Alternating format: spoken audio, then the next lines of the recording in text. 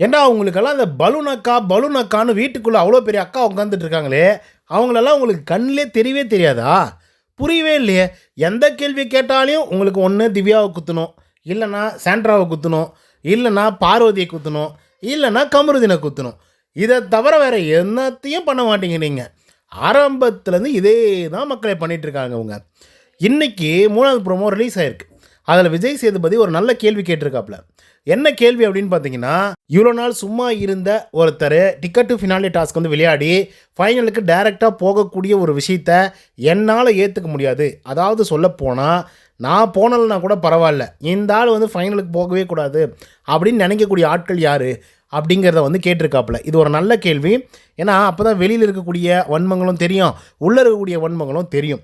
So அந்த விதத்தில் நம்ம கமருதீன், சுபிக்ஷா, அதுக்கப்புறம் நம்ம சபரி, இவங்கெல்லாம் யாரை சொல்கிறாங்க அப்படின்னு பார்த்தீங்கன்னா திவ்யாவை சொல்கிறாங்க, விக்ரம் முதல் கொண்டு.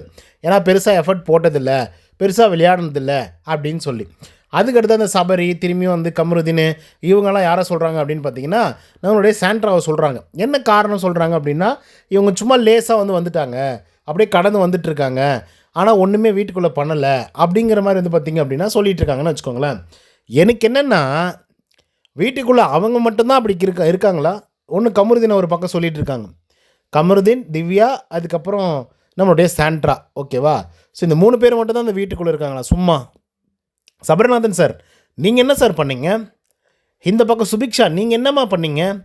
அரோரா அப்படிங்கிற ஒரு ஆள் இருக்காங்கங்க, என்ன அப்படி பண்ணி கிழிச்சிட்டாங்க? உப்பு கருவாடு ஊற வச்ச சோறுன்னு ஒரு டான்ஸை போட்டாங்க.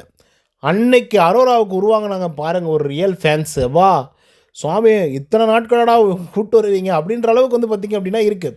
இப்போ இவங்க நிஜமாகவே என்ன செஞ்சுட்டாங்க, லிட்ரலாக என்ன செஞ்சுட்டாங்க? இப்போ பார்வதி வந்து ஒரு ஒர்க் பண்ணல அப்படின்னு சொல்லி நேற்று கூட வந்து கேள்வி கேட்டிருந்தாப்புல, க்ளீனிங் பண்ணுறதுல, ஒழுங்காக வாஷ் பண்ணுறதுல அப்படின்னு சொல்லி. இந்த ஒரு விஷயத்தை வந்து தொடர்ந்து அரோரா பண்ணிட்டு தானே வந்திருக்காங்க. டே, என்னை கிச்சனில் டீமில் போடுங்கடா, நான் வேலை செய்ய மாட்டேன்னடா சொல்கிறேன், எங்களுக்கு நீங்கள் நார்மலாக ஜாலியாக இருக்கக்கூடிய வேலைகளை கொடுக்குறீங்க, என்ன நான் பண்ணட்டும்? பாத்ரூம் க்ளீன் பண்ண அப்படின்னா இவங்களுக்கு கையில் வந்து ரேஷஸ் வந்துடுது, பிரச்சனை வந்துடுது. இந்த பக்கம் வந்து போய் வெஷல் வாஷிங்கெல்லாம் பண்ணுங்க அப்படின்னா, இல்லை எனக்கு வந்து ஸ்கின் அலர்ஜி இருக்குது அப்படின்றது. இதுக்கு தான் நம்ம வினோத் அவர்கள் கேட்டிருந்தாப்புல, ஏமா எப்போ பார்த்தாலும் இந்த ஸ்கின் அலர்ஜி இருக்குது அப்படின்னே சொல்கிறியே, பாத்ரூம் போயிட்டுனா வாஷ் பண்ணாமலே வந்துடுவியா அப்படின்னு அவர் கொஞ்சம் இதுவாக கேட்டிருப்பாப்புல. நான் கொஞ்சம் டீசெண்டாக சொல்கிறேன், ரெஸ்ட் ரூம் போயிட்டு நான் வாஷ் பண்ணாமலே வந்துடுவியா அப்படிங்கிற மாதிரி சொல்லியிருப்பாப்புல. புரியுதுங்களா? புரிஞ்சுப்பீங்கன்னு நினைக்கிறேன். ஸோ இந்த மாதிரி ஒன்றும் பண்ணாத ஆட்கள் இருக்காங்க. சுபிக்ஷா மட்டும் என்னத்தை பண்ணி கிழிச்சிட்டாங்க? ஒன்றுமே பண்ணல. அவங்க கியூசி டாஸ்க்கு அப்புறம் ஒன்றுமே பண்ணலை. பாட்டு பீட் பாக்ஸு அவங்க வீட்டிலேருந்து வந்தவங்களே சொல்லிட்டு போனாங்க, எம்மா தாயே தயவு செய்து நிறுத்துமா அந்த பீட் பாக்ஸ் அப்படின்னு சொல்லி. ஆனால் இங்கே திவ்யாவை டார்கெட் பண்ணோம், சாண்ட்ராவை டார்கெட் பண்ணோம், கமருதீனை வந்து டார்கெட் பண்ணோம். ஸோ இது வந்து இவங்க வாடிக்கையாகவே வச்சுருக்காங்க. அதுதான் அந்த அன்பு கேங் 2.0 அப்படியே அழகாக செயல்படுவாங்க.